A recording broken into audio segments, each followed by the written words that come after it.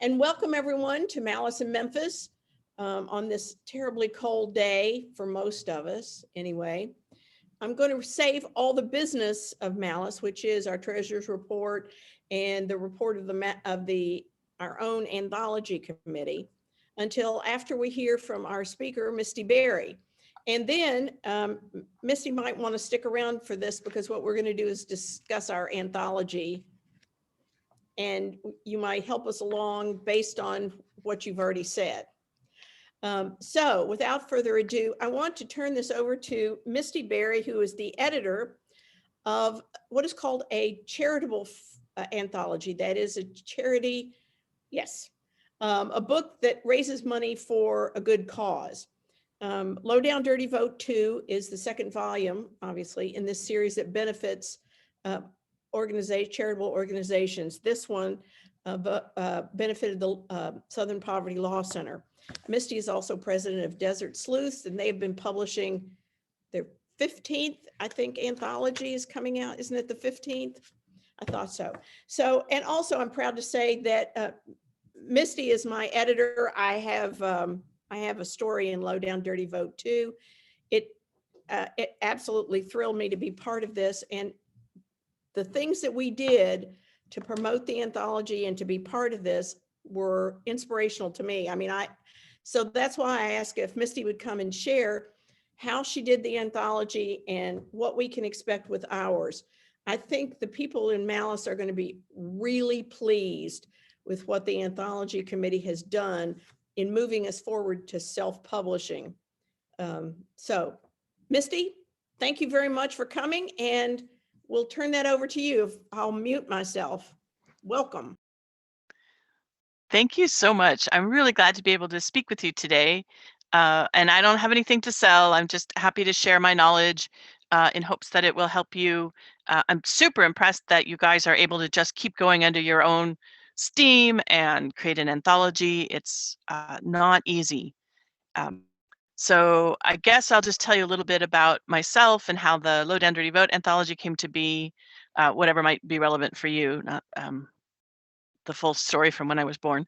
And then we'll talk about editing, because that's never fun, but it's always necessary, and marketing, which is always the hardest part for me because I'm naturally kind of a shy person. But there are some things I learned. And so we'll talk about all that. All right, so briefly for me, I've been a software technical writer for 30 years, which gave me lots of online skills and formatting skills. So the technical part of publishing an anthology was just like being at my day job, sadly. And I've also been in the crime writing community since about 2010, I guess. And I've met lots of writers who have sold their novels, and they're very nice to me and talk to me about their experiences. And I go to conferences and stuff. And so I knew a pool of writers who I knew liked to do short story. And so the first anthology, the first volume was just 11 stories because I was so shy.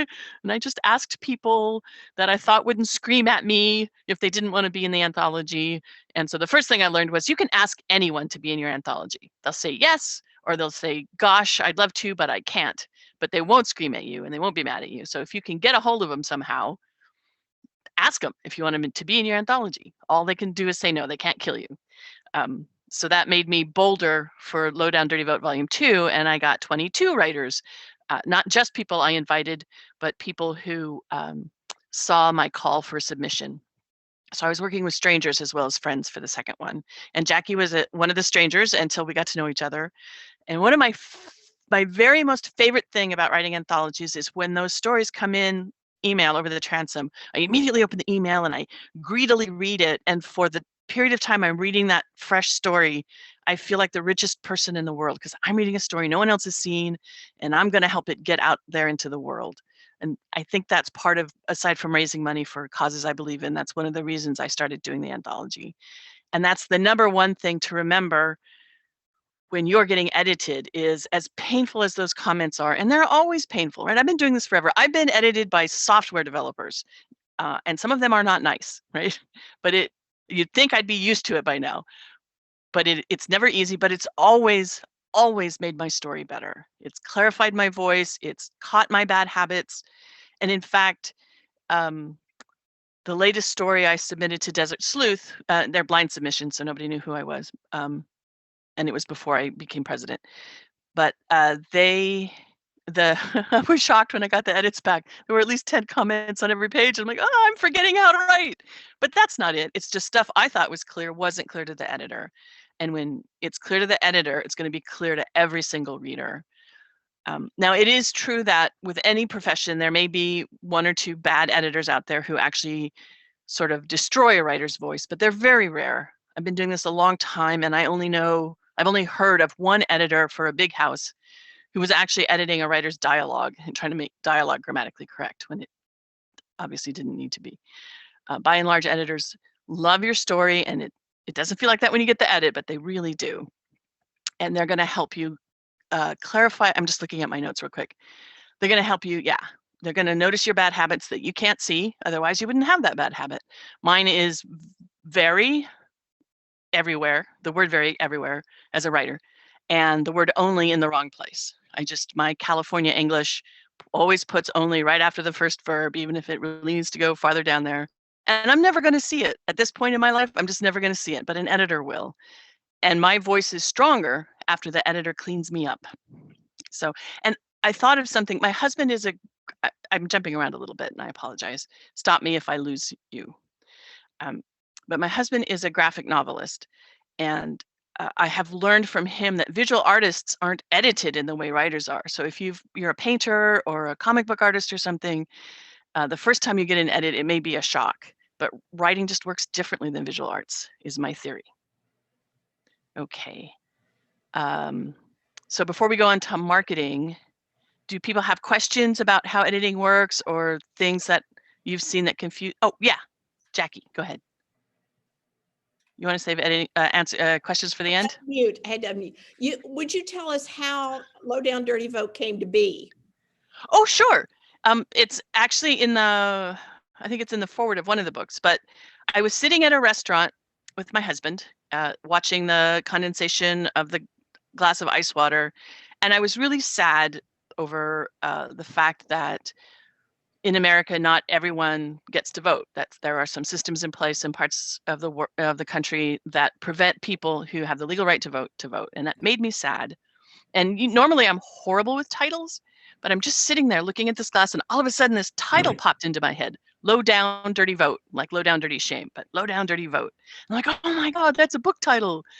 And I'm like, oh my gosh, we could publish short stories and use that money, give that money to people who are fighting to defend voting rights in America.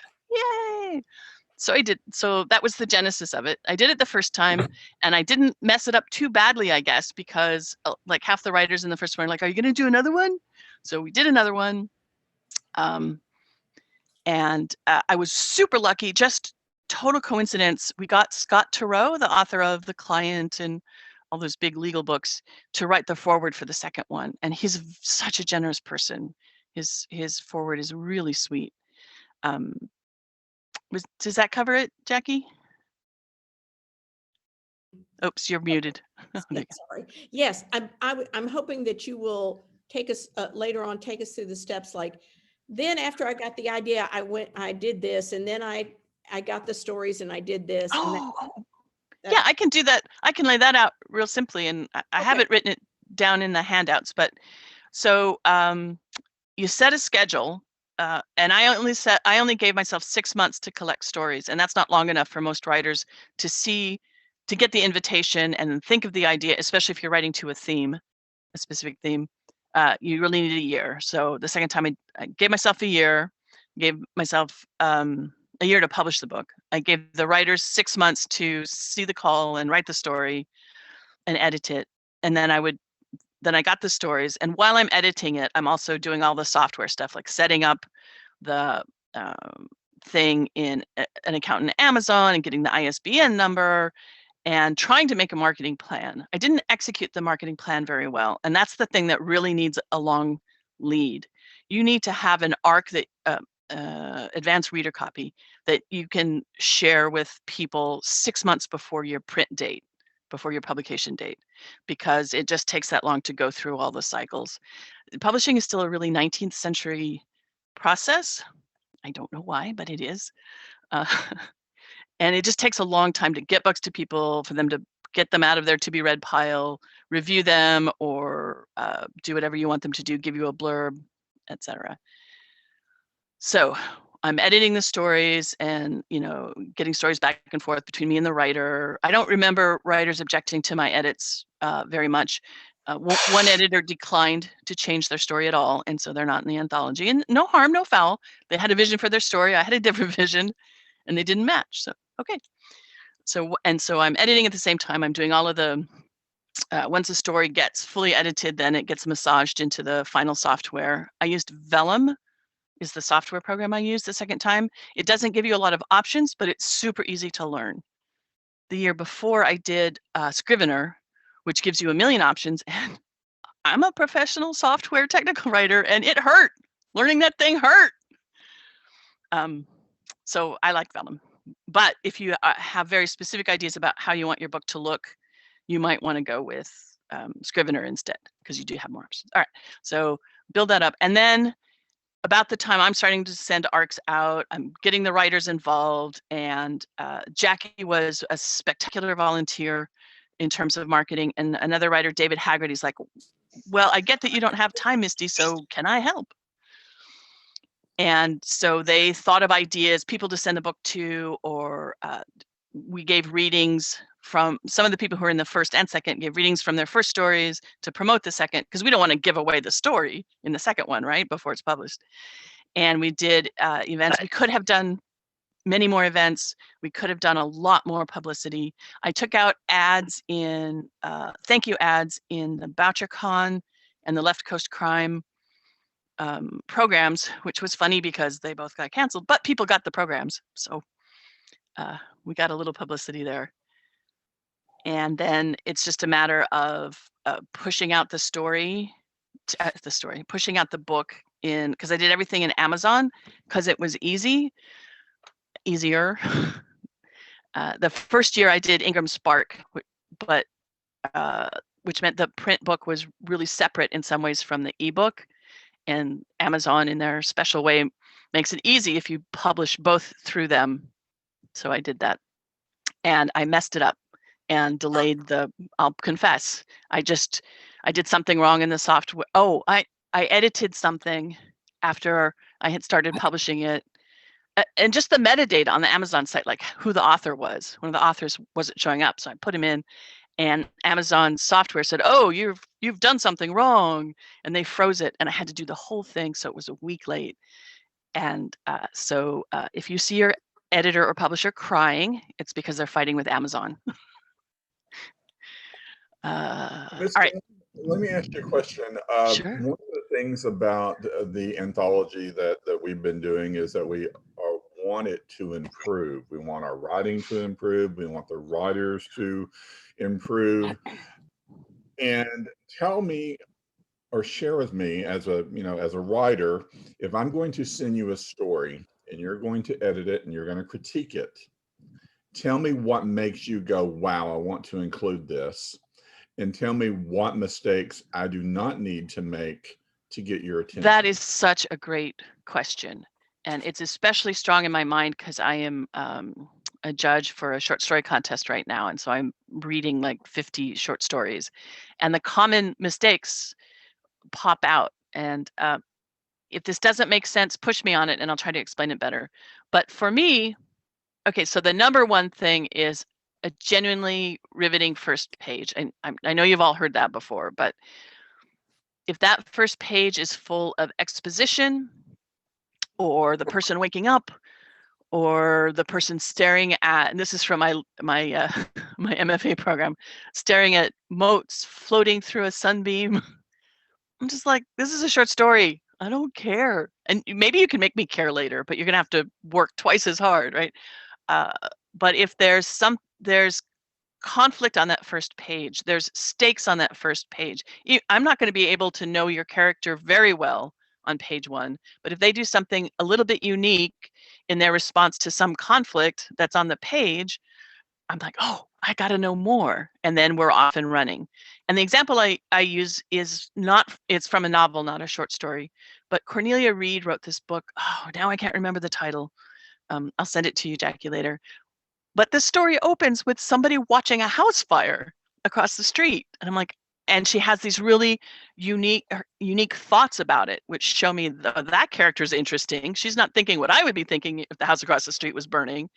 So I get pulled in and I have to know more. And then, so that first page is really important.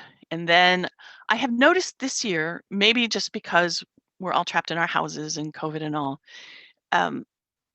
many writers aren't quite giving me a character that I'm interested in.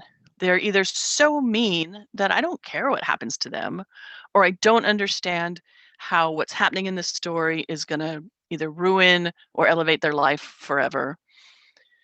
Does that make sense so far?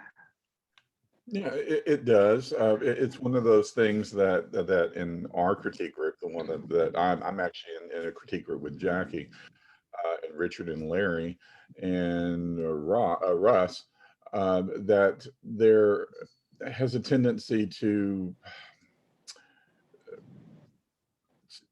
have the characters sometimes of not come through as effectively as they could be, or have too many characters that it muddles the story. For short story, yeah, reader. that's really important, is only have as many characters as you need to show the conflict, and there has to be a conflict, and there has to be some sort of definitive success or failure of the main character, and I want to know who's the main character, unless it's literally an ensemble piece. I can't think of any short stories that are ensemble pieces, but usually in American fiction, there's one person and we're following that person's story. But the thing I will say is it doesn't have to be that way in the first draft, right? Write all the exposition you need, create as many characters as you want, set it in 3 time periods, do whatever you need to get the story down, but know that you're going to be pulling characters out. You might, for a short story, you'll often have to pull out the B story or a sub theme. Be ready to yank stuff out of there. And the other thing I was going to get to is there's this concept of voice. And in my fiction, because as a screenwriter, which I started as, and as a technical writer, you try very hard to hide your voice. You don't want the voice to be catching attention, because in screenplays, it's about the story, and in software, it's about the software. So I worried a lot about voice. Like, I don't know, what's voice? Do I have a voice yet? And it turns out voices that is how you look at the world. Like, who was it who was speaking before? Carolyn was speaking about Killer Nashville, and I'm like, that's a voice. That lady has a point of view. Whether or not I agree with it is fine. She has a point of view, and I hear it in her dialogue, right? I hear it in what she cares about. And in a story, you also feel the voice in what the conflict is and how the main character is reacting to it, right? So they should be as unique and believable, which is hard, right? The more unique it is, the harder it is to believe sometimes, but as unique and believable as you can be, and then your voice will come out. And it turns out, I think my voice is probably like my natural voice, which is a little bit snarky, but otherwise pretty enthusiastic. But you're going to write characters with all kinds of different voices and all different kinds of viewpoints. Did that make sense? It did. Now, tell me the top 5 things that will nix me as a writer from getting in your anthology. So I want to think really hard. Some of this is specific to each editor. Will have a slightly different list. For me, it's unbelievable or dull dialogue, because I have a linguistics degree for my BA and screenwriting, so I'm super attuned to dialogue. You don't have to write dialogue like Elmore Leonard, but if everyone sounds the same, or if someone is supposed to be a high-powered lawyer in the middle of a board meeting and they sound like a college student, I'm just like, I don't believe that. So the main answer is anything that makes me not believe in the story, makes me question the writer's voice, will throw me out. And those things are dialogue that doesn't match, or too much exposition. I'm really mean about exposition these days. And in short story, it can be very tempting. Like, I don't know how to communicate everything I've got to communicate in the time span, so I'm just going to have one character tell the other. that just kills the forward momentum of a short story. So exposition, dialogue, or a character who isn't either going to physically or metaphorically die if they don't get what they want. And that's really hard, right? To communicate that without exposition is hard. And I'm trying to think of examples. Well, like the Occurrence at Owl Creek Bridge is a very old story many people have read. And we have, oh, sorry? Could you, I'm not really technically a writer. What do you mean by exposition? Sure. So let's say I was talking to Jackie and I said, hey, Jackie, remember that time when we were both in that riverboat and you saw an explosion on the shore and I ducked down behind the rail? Remember that? That's exposition, because that character is just basically telling the reader something that the writer wants the reader to know. But if my character said to Jackie's character, fire, duck, and we both duck down, then that's action, and that's the characters reacting to a situation. And that is always going to be more engaging. And then in the conversation, little bits of exposition may come out, like we said, fire, and then Jackie laughs inappropriately, and I'm like, oh, I've done it again. You know, letting little bits of what happened in the past come out is fine. But in a big, hunky paragraph, it just kills the story. Yeah, so basically the exposition is, Richard, the data dump issue that we've talked about many times in all of our stories that we've written. A lot of us have gone on in novels and even in short stories and have written, continued the characters into another story. And we ask ourselves, how do we go about effectively letting a new reader into this world and not do a big data dump on it? And that is one of those issues that I'm struggling with right now with the story, because I want to take a character and put it in another anthology submission. So that means new readers, new editor, but a character that's been established. And how do I effectively go in and do that exposition so that way I'm, doing a good job of introducing a character that exists to new readers and getting it into the anthology requirement. And that's always a problem with any writer of anything, novel or no. Can I add one thing? And I didn't say it, so I can quote it. Jolie Kramer says, use exposition as ammunition. In other words, the cop has got his hand on the old lady's head. He's getting ready to put her in the back of the squad car. And she looks up at him and says, you can't arrest me. I'm your mother. Yeah. And so Wayne says, when things get dull, drop a body through the ceiling. That is always true. What I'm doing right now is, there was a writer, I always say his name wrong, Robert Lopresti. He had a series character that he added to our anthology. And I'm just looking through the first couple of pages of the story real quick, and he doesn't say anything about this guy that's not pertinent to the current story. So that's one of the choices you can make, is like, yeah, this is a series character, but maybe for the purposes of this story, we don't actually need to know about that world, except for what's going on in the story right now. That's a terrific thought. I mean, I never thought about that, because I'm like so many others, I'm writing a short story with a character from my novel. And so I'm thinking, I've got to get all this stuff into the story. But the truth is, in this particular short story I'm writing, no one cares. Right. If it's not related to that central conflict, that thing that the main character desperately needs and can't possibly get, you can probably leave it out. But I always give myself permission to write whatever the heck I want in the first draft, because I can't even see the story till I get it written. And other people are different. Other people don't like to waste time, so they figure it out. And in novels, I do a lot of outlining before I write. But for short story, I just like plow through. So whenever it comes to working with the people who are submitting stories, how much hands-on, one-on-one or guidance do you give on editing? Yeah, so that's a great question, and I'm not sure I've 100% found the right answer. What I did for volume 1 was I was working with people who were better published than I was. They were better writers than I am.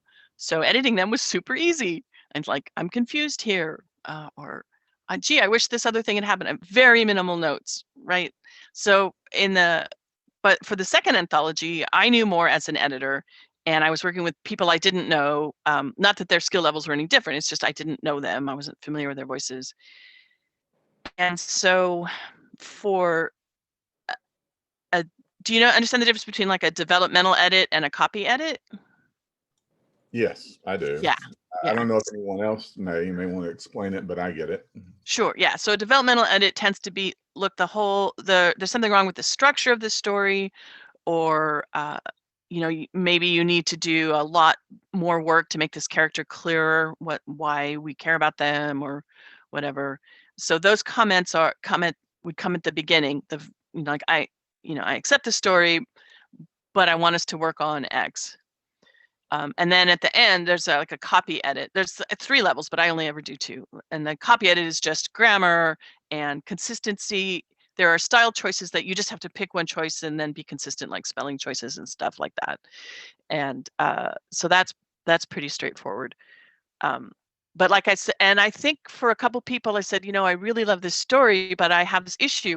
Would you be comfortable changing it? Because my thing is the writer owns that story. I'm just publishing it, right? So if their vision for that story is clear and strong to them and it doesn't match mine, then we just can't, we won't be having that story in that anthology. And it doesn't mean the writer's wrong necessarily.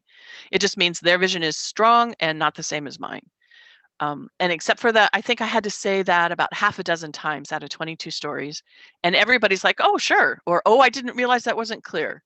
And I didn't tell them how to fix it. I said, it might be something like this might help, but this is my problem. And that's my approach to editing technical documentation, screenplays, and regular fiction is I can tell you when something's wrong. I can tell you when me as a reader isn't getting something, but you as the writer probably know the best fix. So I might make suggestions, but I'm never going to say you need to do X or I don't want this story. I don't say that.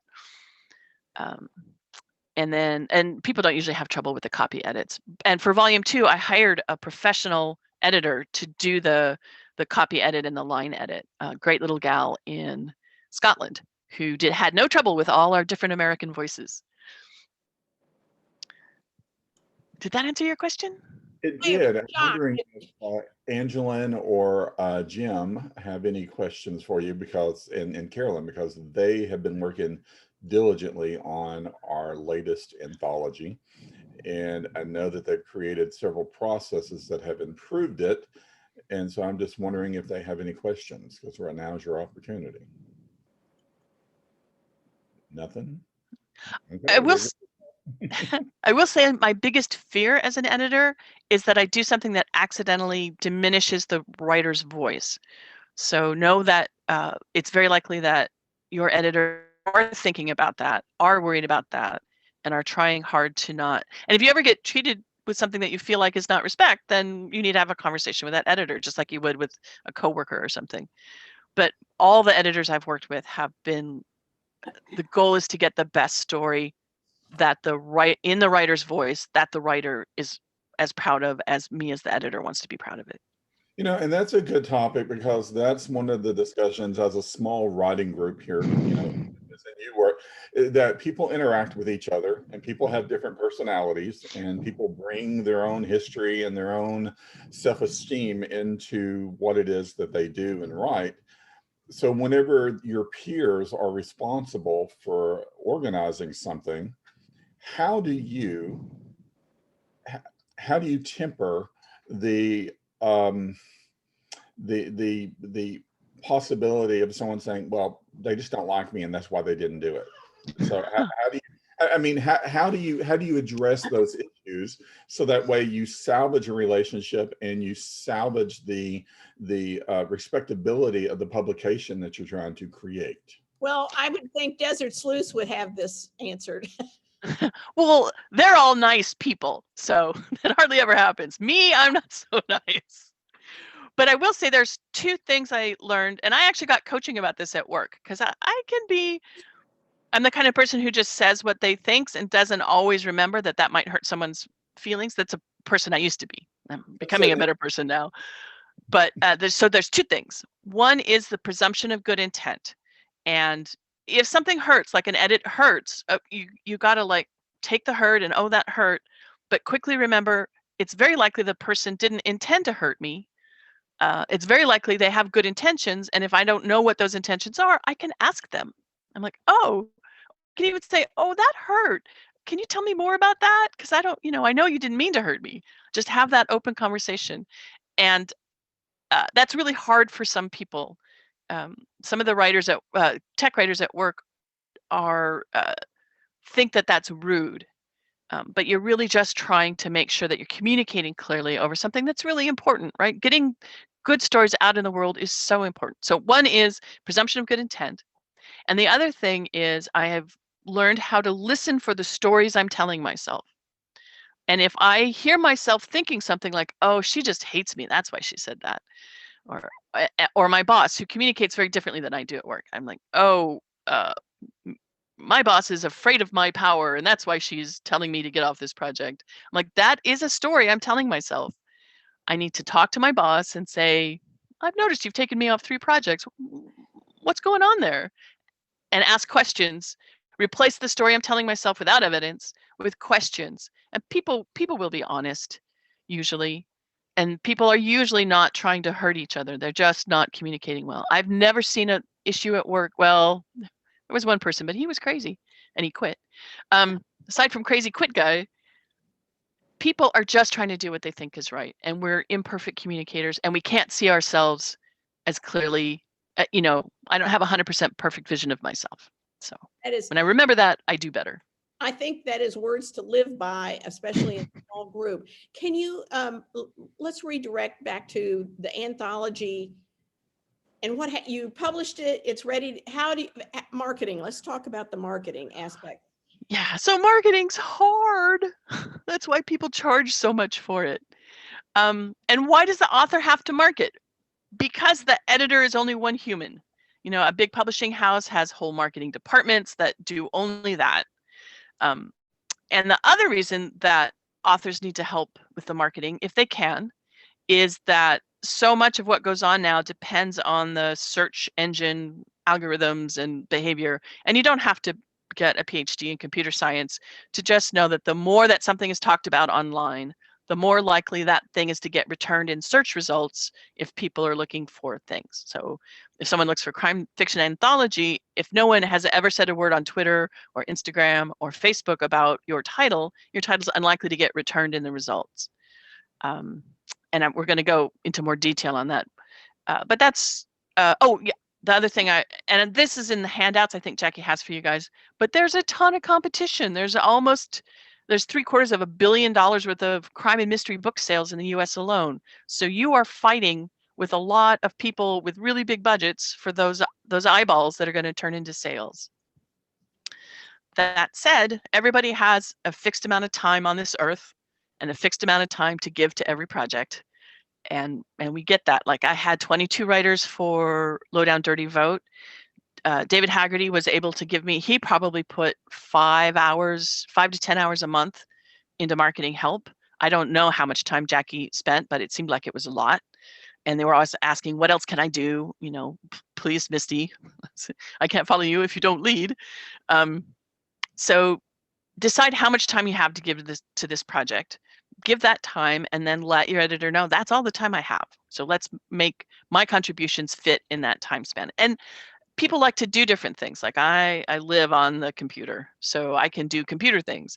Other people might be, if we ever get to have personal appearances again, other people might be better at that. Or maybe there's this one writer, Gabriel Valjean, I think he's in the East Coast somewhere. He is fearless. He'll ask anybody for help. And he's really nice about it. And he's really good at it. So everybody has different skills to contribute.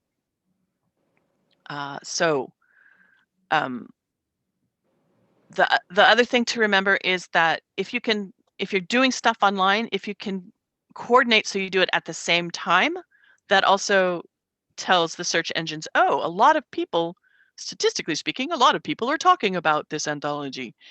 And it's kind of a trick and it doesn't always work. And there's details about how to do it on Twitter, which is called a Twitter storm. But so coordinating among each other can be helpful. So you want to get your book reviewed by bloggers who people read, and there's lists of stuff like that online.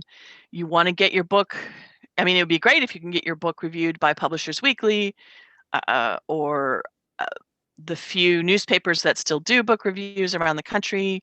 And the closer those things are to your geographic area, the more likely they are to read your thing. I send out 1 million press releases, and to be honest, I did not get a single comment, even though politics was in the air and voting rights was in the air when I was sending out the press releases. So you try, sometimes you win, sometimes you lose. Well, I'm going to stop you there because that's really interesting. What I do for my day job is I'm in marketing. Oh, well then you should be giving this part of the talk. I was in on a national call with some marketing people this week, and we were talking about press releases because we were trying to discuss social media use when it comes to promoting and what platforms to use, and the press release. And there were about 60 of us on the call, and everyone agreed that the press release is dead. That the reporters, the bloggers, the influencers are not looking at a pre-packaged press release now. They're getting their stories instantaneously on Facebook, or not even really on Facebook, Instagram, Twitter, LinkedIn on occasion. So all the social platforms. So if you want to promote yourself and get your message out there, you need to establish yourself on that social media platform to have more success. We had a couple of people who actually presented some ideas and talked about their campaigns. They actually spent $5,000 on a campaign and raked in close to 6 million views on a $5,000 campaign. On what platform? Which platform? They used Twitter, they used LinkedIn, they used, and what's really interesting, they also used TikTok. And I'm in healthcare, which is kind of interesting that they would want to do a message in healthcare, but they used TikTok to get a message out, which was a really interesting thing that someone would use TikTok, but that's where their audience was. So that was the key thing, is who's your audience and where are they at? And that's where you put your messaging when it comes to marketing. Right, but here, let's ask Misty where she found her market, because let me ask you this: at the end of the day, how did Low Down Dirty Vote turn out? Low Down Dirty Vote did not sell 1 million copies. Simon & Schuster is not going to call me and say, "Hey, how'd you do that? Well, you want to come work for us?" Right? No. I'll be honest, it did not, and I think it's a direct result of how quickly I had to turn around the book after I had the arcs. A little bit of that was the self-sabotage of missing my own launch date by a week. And some of it is just, there was a lot of noise because people are buying books. People don't buy anthologies the way they buy novels. They just don't. They don't even steal anthologies the way they steal novels. There's that, some entity is going around stealing the early copies of people's books and no one knows why, but people expect they're probably going to be, pirated at some point. They're not stealing anthologies. So, but where I did have success was talking to writer groups, because writers read short stories. There's not as many writers as there are readers, but and if I had been able, I couldn't get through to the social justice entities that, I mean, I started to, but those people got slammed by events, and so I never got the results that I wanted from talking directly to the charity that I was supporting, which is sad. So you can make plans and then COVID will change them. But yeah, so, and the Desert Sleuth anthology is pretty successful. They don't do a bunch of much marketing at all, but that chapter has over 100 members. And so those members all talk about it. And I don't think they do any marketing at all, but they sell a few hundred copies. We did raise $10,000 for the charity, but some of that will be earned out over the years. It wasn't all. I didn't sell. I'll be honest. I didn't sell $10,000 worth of anthology this year alone. Oh, I never thought. I knew that anthologies were not the big sellers, but typically, I mean, we do not use our anthologies. We would like to raise a lot of money, but we use it as a way of helping our members. Exactly. And yeah, so for us, the big sales, all we do is fund our retreat. And Oh, that's good. Yeah, chips and dip. But but it's I want everyone to hear what writers have to do to publicize. You know, writing the book is only one part. Yeah. So to the extent that you can reach out on, and this part's really important too. You can't just send a million tweets saying buy my book, or people will block you, right? They'll just ignore you. But in the communities where you're active, whether that's in person, at church, work, school, online, like I follow a lot of people on Twitter, and they follow me. I'm more Twitter than Facebook, and I just don't have the patience for Instagram. And honestly, I think probably a lot of the readers are middle-aged, and so probably not on Instagram or TikTok, although I might be wrong about that. I should probably check it out. Anyway, go to the communities where people already know you and you're already contributing content that people like to read. And then when you mention, oh, hey, I'm in this book, it doesn't feel like blatant self-promotion. It's just like, I know you're interested in my world, and here's a cool new thing. Or if you can talk about the other writers in the book, if there's another story you really like, you can say, hey, Jim has this amazing opening. You got to read this story. It's it's always easier to talk about someone else, but try to spend some time doing that, and then think about your networks. Like, a lot of people follow me on LinkedIn because I've been a tech writer forever. So I talk about the anthology a couple times on there, and I got some sales from that. And it was a light touch. So have a light touch, but do touch your networks. That's the thing. Touch your networks. Sounds creepy, but touch your networks. And Lynn's point that it's about where are your readers. And you folks probably know where your readers are at this point, right? Because you've done this a few times. Yeah. So decide how much time you can spend, and the time you can spend 3 months before publication and 6 months before publication is really valuable. We also did some events right after publication because of that launch date problem, and about a month or two after that, where we actually read from the stories. After that, we figured whoever was really excited about the anthology would buy it the first month or two. And then I think we actually read parts of the stories from the second anthology, and that was fun. And we shared that for free. I had an event that was free, and I gave away a recipe for Pisco Punch, which was invented in San Francisco where I live, and did all these little things. And people showed up, and maybe they didn't buy the book that night, but the book will be in their head, and I have confidence they will buy it. I really like the Facebook Live readings. How did that go over? I know Lynn's short story group does that. So I was really surprised. That night, only 5 or 10 people showed up to the couple ones that I watched. And in the handout I gave you, there's links to a couple of those, for example. But there were hundreds of views by the time a month had gone by. So people do find that stuff. They don't always show up for the live part, but that video is linked in your Facebook page from then on, and people find them and go to them over time. So I think that's a valuable thing to do. And it's a short amount of time, right? You spend 2 hours in the reading or whatever, and then you're done, but that effort lives on for a while. That was the first time I'd ever done. Has anybody ever done a Facebook Live? Anybody? I mean, other than work? No, I mean, yeah, other than work. Or other- Publicize it ahead of time. No, Angela, you've done it. Haven't you done Facebook Live? Wasn't Facebook Live. It was a Zoom Live Oh. where we invited authors like for readings Okay. to come and read stories and invited people to come into it. But it wasn't Facebook Live. It was a live reading, but it wasn't on Facebook. Okay. All right. My bad. Sorry.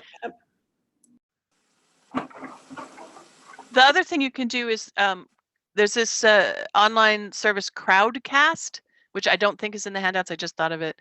And that you have to pay $29 a month. But what you can do is pay for 1 month, do your live reading and your live event, and that event will stay available, I think, forever, even if you stop paying them the money every month. So we had to do that when we had a big event with like most of the writers showing up. Facebook Live just couldn't cope with that many different voices. So that's also an option. I don't know how many writers you have in your anthology, but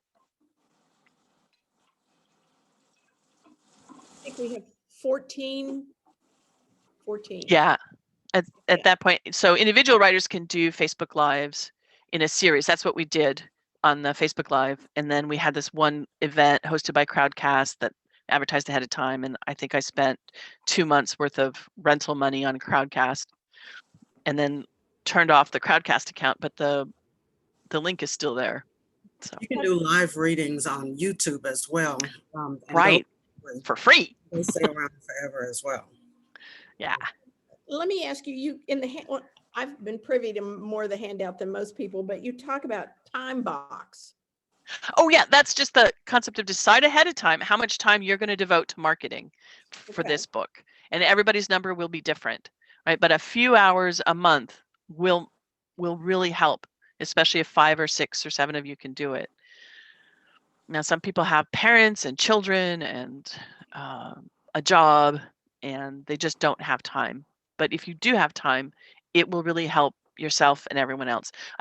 There's this phrase I heard once: social capital, and crime writers invest a lot of social capital, like writers like Katrina McPherson on the traditional side, and lots of other writers invest in their community because a rising tide, for crime fiction anyway, a rising tide really does raise all boats.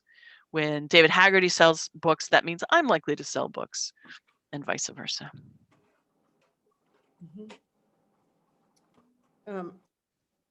You talk. Wait a minute. You talk about what kind of events can we use to market? Like So aside review. from the events you set up yourself? Right, but you talk about like what events in the life of the book, like you talk about a cover reveal. Oh yeah, I'm sorry. I'm not very organized today. A month or 2 before the book is released, I've noticed people do this thing where they do the cover reveal. So you have to share the cover with like bloggers or whoever you're trying to get a review from, but you don't share it on social media until a certain time, and then everybody at once can look, this is the cover of the anthology that I have a story in, and that'll boost the search result engines if you all do it at around the same time, and it whets people's appetite, so they'll see it once. There's this sort of, Lynn, tell me if this isn't something you've ever heard, but what I've been told is a person has to see something at least 4 times before they're likely to take action on it. 7. So that cover 7. 7? Oh no, it's harder than I thought. Not just the same route or same tactic. Right. You have to use multiple tactics. I mean, you have to use, it's just like print and audio and video and social media and word of mouth. You're getting it from all the different sources. You have to be 7 times before someone actually either remembers it or acts on it. Yeah. That's industry standard. Very good. Very good. So there's a cover reveal, there's reviews. If you guys do get reviews, share them in your channels. If you can give talks at your local, I know you guys aren't Sisters in Crime, but if any of you belong to writers groups or have connections to churches or schools where they have speakers, and you can there's this new anthology, and maybe crime is an odd thing to talk about in church, but schools anyway, And high school kids read more adult stuff than they did when I was in high school. I've given books away to a couple of high school teachers, and that's a thing you can. That's another thing you could do is give books away if you can get them for fairly cheap through your author copy, through Amazon or whatever, or give ebooks away. You know, just give the PDF to people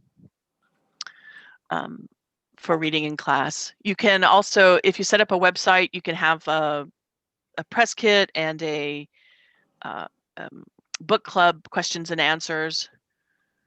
I don't know how that's not really a before launch thing. The book club questions and answers. I only know big name authors who actually get bites on that content, but you can try it. I haven't actually done it for myself, but I know that's a thing people do. And you guys have a sexy website. It's really nicely done. And that also helps. Once someone knows about you and goes to look at you, that experience is really nice. And that makes it more likely that they'll buy the book. Okay.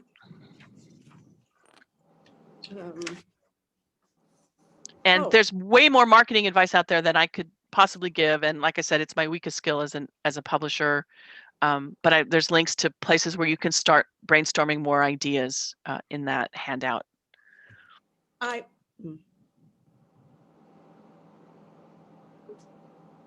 you're muted, Jackie. Yeah, sorry. I only sent one of the handouts last night, but I will send the other one out today.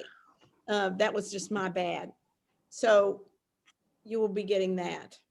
Yeah, and those all the links I have in that one-page handout are things that I have found valuable and that the writers I talk to in the San Francisco Bay Area and to a lesser extent LA and Arizona have found to be reliable, good people. But it sounds like you have a great resource in Lynn. So there are the oops, I'm sorry. There it is. Yeah. So I will say, if you don't plan to do it where marketing is concerned, you won't do it because the time just disappears on you. The 3 months around the publishing of that book, I can barely remember. And that, you know, we have been, I will let the marketing committee talk about that, but we have been they have been focusing on editing content, getting things ready. I mean, we don't really we're not in any time constraint. I mean, our anthology is not, you know, we have to publish it in the winter or we're dead, you know, that kind of thing. But perhaps the anthology, if you have the time, perhaps the anthology committee members can speak to where we are and what next step we have. Sure, absolutely. Angela, you and Jim want to unmute and tell us where we are? Do we want to do this on a live recording? Oh, we do not. We do not want to do it on Facebook Live. So if you could, thank you for reminding me. I will stop the live stream. So thank you, folks. If you want to find out what's going on, go to our website and get the recording. Bye-bye. We're good. Okay. Oh, goodness. Hi, Misty. Thank you so much for taking the time to talk to us. This is really helpful and been really timeful. And I've been taking copious notes and haven't had a chance to look at your at the handouts yet, but I'm sure we will. So thank you. You just made me realize that while we've been focused, well, I'm not on the marketing committee, so it's not my fault. I'm gonna say it's not me, but we have been focusing on getting the stories in as healthy a condition as we can, formatting the book, getting the cover, the back chatter, all of that junk done, that you just made us realize that we probably need to be spending someone needs to be spending an equal amount of time on building up some advanced momentum about the book.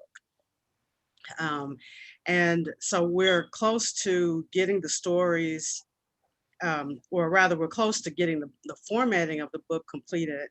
And I think we were actually talking about just going ahead and immediately publishing, but I'm wondering if we need to just hold that for a bit and begin a marketing campaign and start trying to catch up a little bit before we actually start publishing. What are your thoughts about that? Yeah, I would definitely pick a launch date that is a specific launch date and at least 3 months and maybe 6 months from now, Mhm. if you have that flexibility. Because yeah, it just takes time to get a plan going, to reach out to people, and they take your time getting back. You'll want to. Our anthology was some cozy stories and some almost noirish or thriller stories. So it was hard to find book bloggers who would blog it because they usually specialize in either cozy or traditional or noir or whatever. But depending on the content of your book, you may be able to find book bloggers who will talk about it. Like Drew's Musing is famous. Mystery Playground gets a lot of people viewing them. So yeah, I would pick a fixed date because you will always want to refer to that launch date, and I would really put it 3 or 6 months in the future, if you can.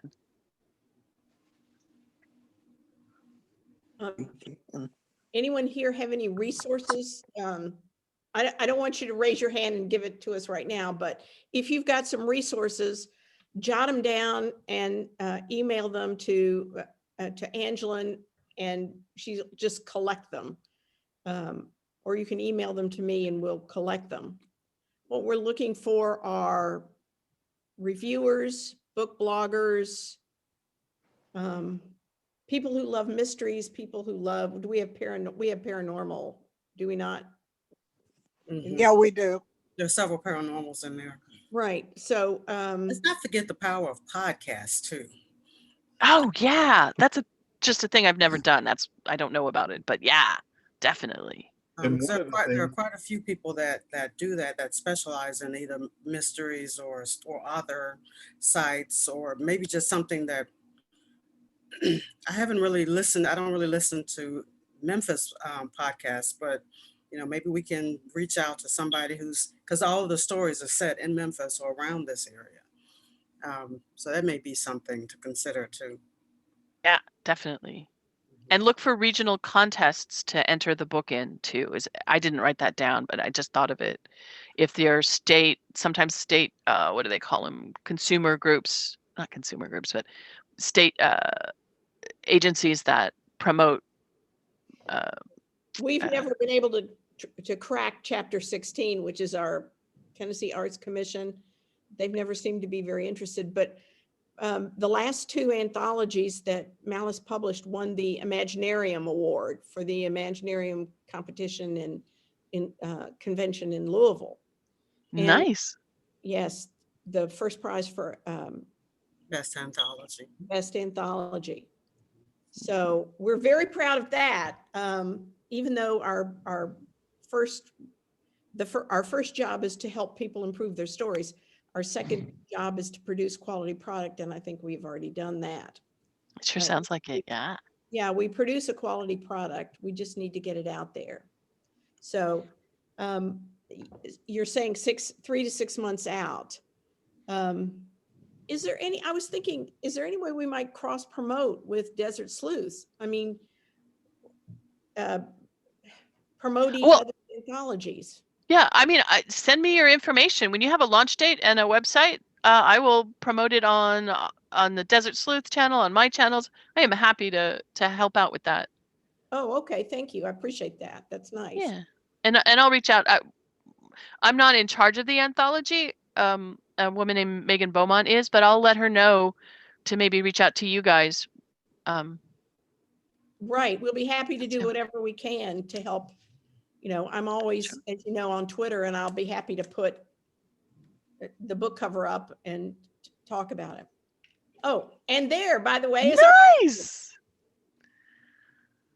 Nice. And the paranormal writers have been online 10 years longer than crime writers. So I think that's a great angle. Well, and so have romance writers. I mean, crime and mystery writers are the last to know about anything like that. I mean, seriously, I was part of a launch party a Facebook launch party, which I just thought was the silliest thing I had ever come across. But romance writers do these things all the time. And sometimes they have like 50 or 60 people. that, you know, they say, oh, look, they put a picture of someone in a ball gown and say, I'm wearing this to the launch party. And I felt absolutely ridiculous at doing that. But apparently people show up for these things. Yeah, I used to go to the romance writers monthly group in this area because those writers were so focused on, they understood their markets and they were so professional and so enthusiastically supportive of each other. So Well, they know stuff. Yeah, they do. And as ridiculous as I felt, I just could not pull off a Facebook launch party. I just couldn't. So, but there are others who could and should.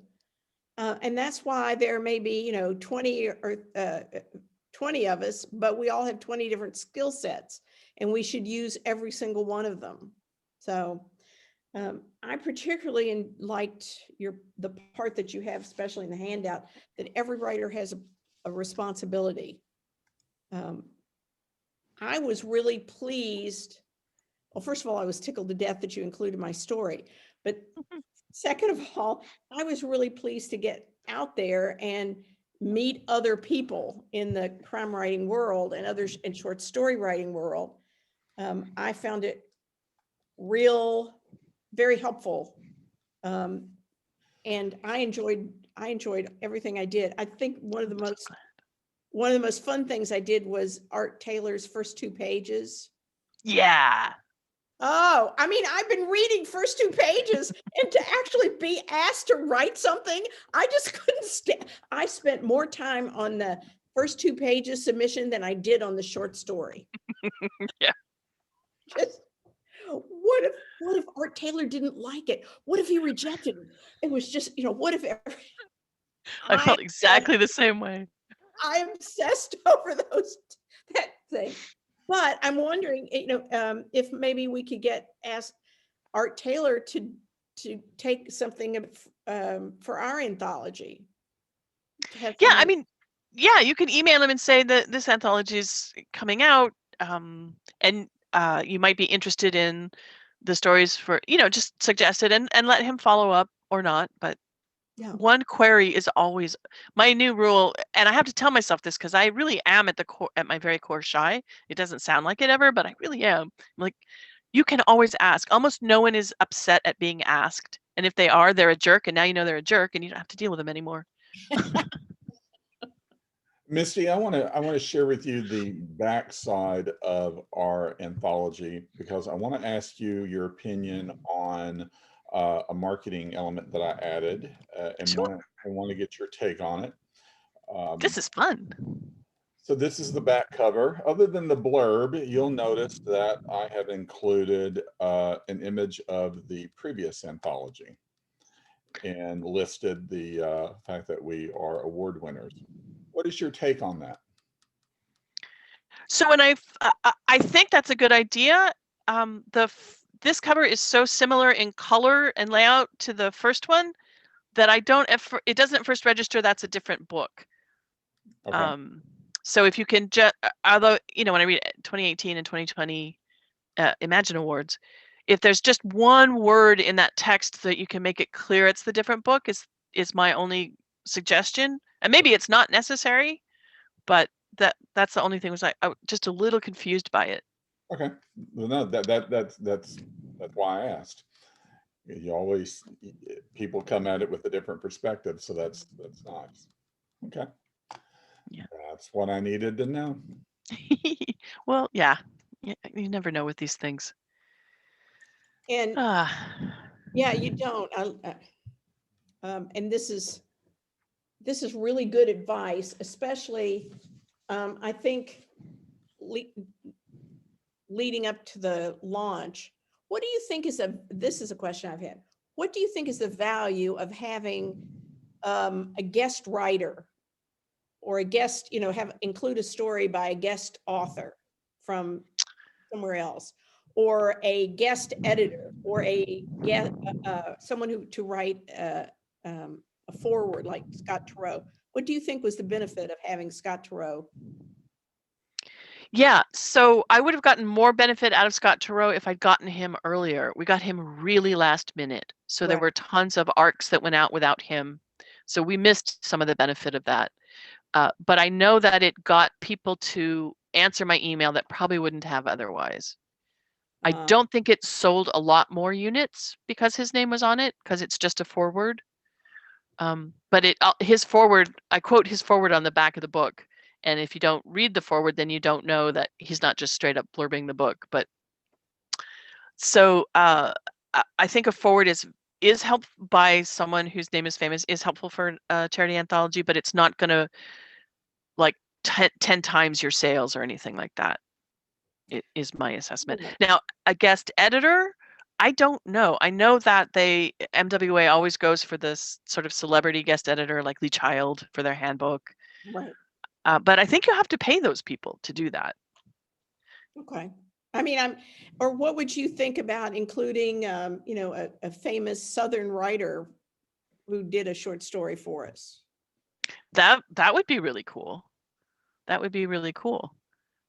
Depending on who the writer is. I don't know, famous. I'm just saying a well-published. Right. That's writer. Yeah. In the anthology. Yeah. Say a guest writer kind of thing.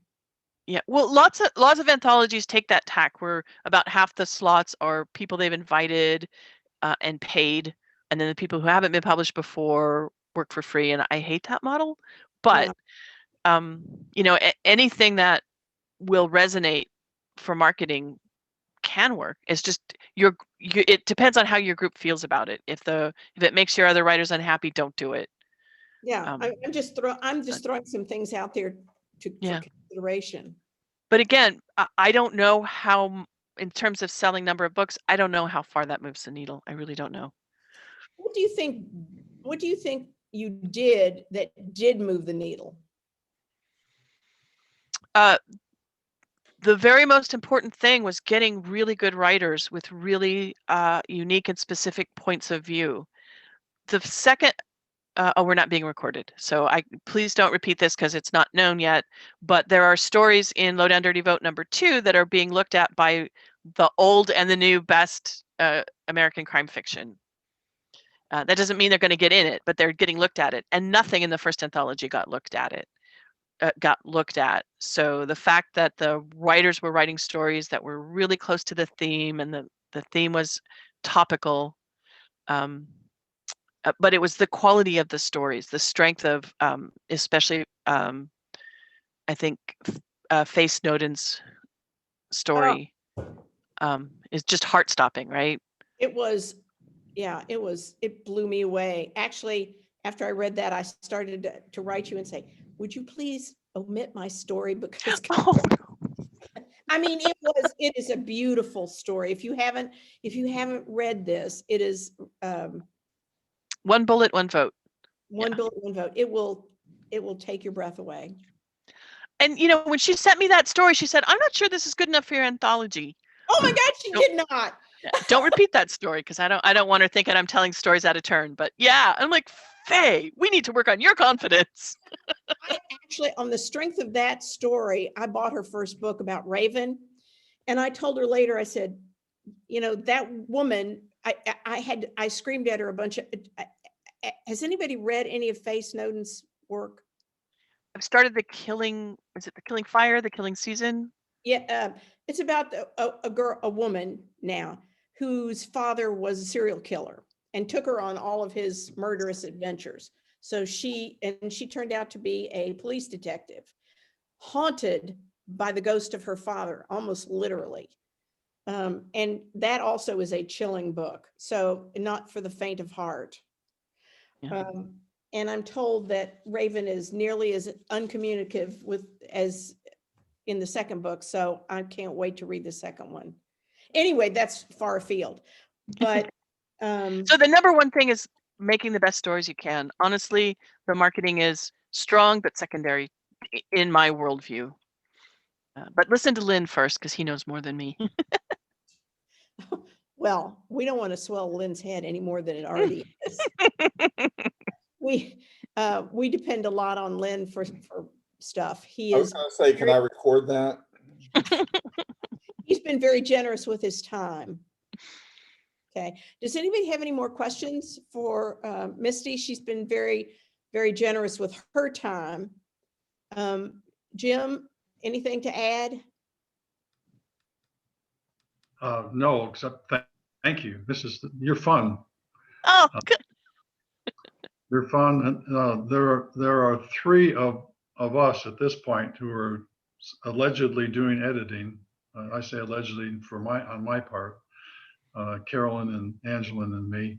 And I'm listening to what you were saying, and I'm thinking that we all bring different perspectives and try to make one-ish editor out of it. And the fact that the three of us get along well helps make that work. But the task that you do is incredible. It's hard work. Yeah. Oh, And I'm never sure I'm doing it right. Right? I'm just like, this is just what I think based on my knowledge set. And like I said, my worst fear is somehow crushing a writer's voice. And so I always try not to do that. Desert Sleuths, by the way, they have 3 editors and then 1 lead editor the same way. And that sounds like an extra layer of coordination and cooperation that is really impressive. The nice thing is we like each other. We That all write helps. different things and we respect each other and we like each other, which helps. I love my husband, but I will never try to make him stop using pronouns before that antecedent. It'll wreck my marriage. yeah, well, I think that those of us who are married to writers or to editors already know that it is a crushing experience to submit one of your writings to your spouse. It's just Don't horrible. do it. Yeah. It's My been hard. husband on my first book said, you know, this is almost like a real book by a real person. Yeah. Or my favorite, after I slaved over a short story, my husband read it and went, I don't care anything about any of these people. I'm not reading any more than the first page. And I went, oh. Anyway, at least my critique group is a little better than that. I'm putting my email and I'm trying to put my email and my Twitter handle in a comment. Reach out to me anytime, all of you. You're just it's really fun talking with you, and I feel like a human being again. It's really nice. Well, and we thank you because you're out in California, correct? I am. So that means it is actually 9 o'clock out there. Yeah, you got up early for us. I'm an early bird. I woke up at 5 a.m. going, I got something fun to do today. Well, you know, we had Christopher Rice on a few months ago, and he was like, we were his social interaction for the month, so he was perfectly happy about that as well. So, well, you guys do an amazing thing. You're not the biggest organization in the world, and you're doing things that 100-member clubs do. So, pat on the back. Well, we're hoping that we will someday be 100-member club. I hope that when that day comes, I will not be president, but I appreciate your coming and your help. I can't say enough about our anthology committee. They've done a fabulous job. I know that when they edited my story, it was 10 times better when they finished. So I feel like if everyone's story, if they did that kind of job on everyone's story, then we're good to go. Absolutely. And I think at this point, we're going to have to do what none of us like to do, which is begin a marketing plan and have everyone in the group, whether your story is in there or not, help us with the marketing. I love marketing plans. Said the man who makes them. I used to be in marketing myself, and the minute someone said to me, we were sitting around the table and someone said, I think we need, what do you think, Jackie? Do we need a new hashtag? And I went, you know what? I think I'm retiring. seems like a real good time for me to retire because the only hash I know is the kind you make on the stove, and I'm leaving. So thank you. Yes. One last word of advice. Don't release in the middle of the summer. No one's there. Try to get it done by like June 15th if you can. Okay. Or after the summer. Right. Well, that was back in Because- the old days too, before the pandemic. Everybody's at home now. Nobody's going anywhere. That's true. It could be very different now. Oh, if it, once we all get vaccinated, I bet you there won't be a single, you could probably burn down an entire neighborhood and there wouldn't be a soul hurt because no one is going to be at home. Wait a minute, Misty, Gosh. let me ask you a question about that. You said Yeah. don't release it in the summertime. In the middle of summer. Yeah. Okay, in the middle of summer. So the reason I'm saying that is because I know that there's always a lot of promos. Whenever I was a reporter, we always got books that were sent to us right around March, April, that were going to be released in late June or late May, early June, because they were called the beach reads. Exactly. And they wanted to make for sure that the reporters had read them and were able to give reviews and interviews prior in advance. So if we were to release this, we would need to be able to promote it as a summer beach read or something like that, correct? Yeah, and that'd be fine. Just we released July 4th for resonance with that July 4th date, and some of it was COVID, but I just felt like everybody was thinking about summer or mourning the summer they weren't having, but they were not paying attention to stuff, or maybe they were actually doing the reading of the stuff they bought in May and June. But July and August just feels super dead to me. Yeah. And that's just my personal opinion. Okay. Are there any other questions? Russ, Joe, Dutch, I'm glad to see you back. Anybody else have a question? Well, it's been wonderful having Misty here. We have only one more, we have only one more piece of business, and that is Barbara, Christopher with our treasures report. Well, wait a minute before you do that. Need to also share, this is our speaker for next month. Yes. Dr. Savage, he was on a thread of one of the writing groups that Jackie and I belong to. And You know this, you've read about him, I'm sure. He's the one who was taught, somebody was on the short story mystery writers thread and asked about poisoning. Or Joe, this guy. Yeah.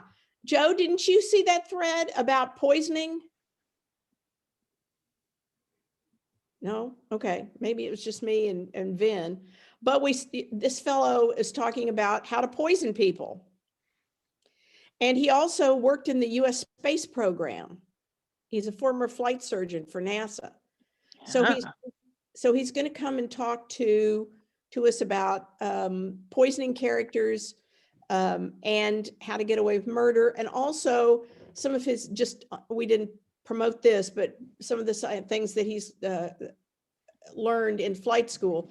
Particularly, I found that this might be pretty important for those of you who are planning to write stories about aliens or space creatures or what goes on in space.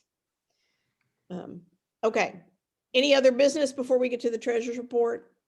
Okay. Do you mind if I exit? Yeah, go. Yes. Thank you very much. Thank you so much. Good luck. Good luck with the launch. All right. Lynn, would you turn off the recording? I don't think we need. Oh, it's been off. It says recording on mine. I apologize. I'm turning it off now. Okay.